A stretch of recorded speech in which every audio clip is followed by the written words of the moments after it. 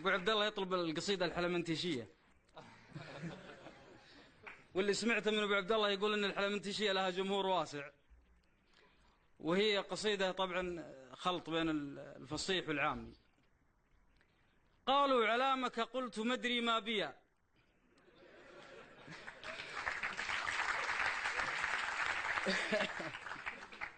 قالوا علامك قلت مدري ما بيا، مجني علي والغرام الجانية، قابلت لامرأة جميلا زولها خلت من أقصى أقصاي شيئا دانيا، يزينها زيناه في غسق الدجى يزينها زيناه في غسق الدجى، مكنها هلا جايه من اسبانيا، عز الله اني رحت فيها انما لحد يلومني على اللي جانيا.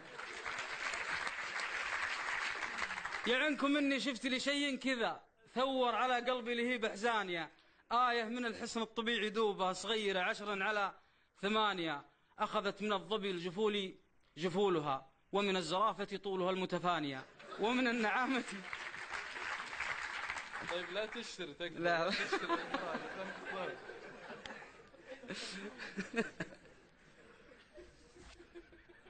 يا الشرايع.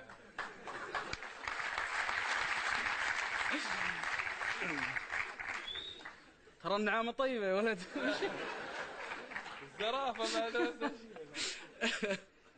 ومن النعامة ساقها ودلالها، ومن الحمامة قلبها اللي حانية، ومن الدجاجة خيرها وعطاؤها، ومن الفراشة أجمل الألوانيا ضحكت، ومن النجوم العاليات علوها، ومن البحور الدر والمرجانيا، ومن الجبال صلابة في قلبها، ومن الحصى ما يشعل النيرانيا، ومن السحائب ما يسحبني غصب واتبع جناح ملهي الرعيان.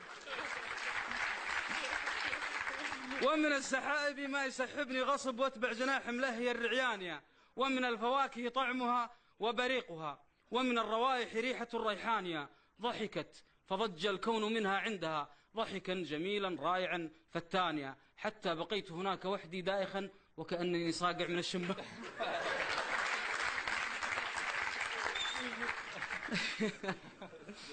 تمشي الهوينة في دلال موجع، والناس صرع سبة البرفانية، لبست عباءة أختها الصغرى كذا علشان يبدو التوت والرمانية، ما تدري إن القلب.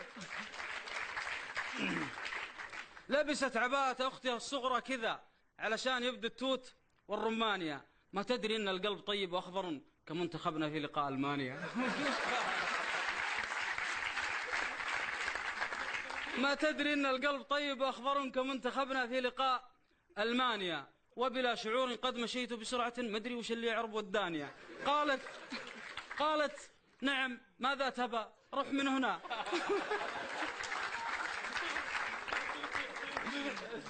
قالت نعم ماذا تبى روح من هنا، فضلا رجاء يا أخي ما دانيا. قلت اسمعي ثكلتك أمك يا رنا.